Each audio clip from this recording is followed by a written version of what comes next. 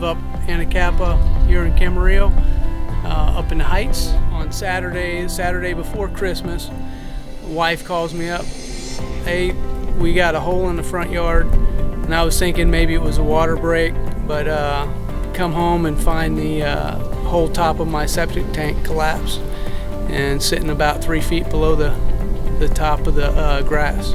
My experience with Affordable Plumbing Pros was great, excellent, on time. They came out on Sunday, which surprised me, Sunday before Christmas. Came back out Monday before Christmas. Right away they brought out an excavator, dug it out, went to the county, got all the permits. And by Wednesday they were putting the tank in. Wednesday afternoon they were done.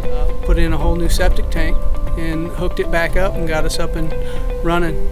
They respected it. They treated it like it was theirs. Very professional, and they raked it up as best we can, considering excavator was going over my grass, but they did a great job and they took care of my property. It was absolutely, to all my friends and family, they take care of everything and they're prompt, on time. Their prices were great. Richard and the guys came out, they were on time, professional, and they took care of my property like I would want to take care of it.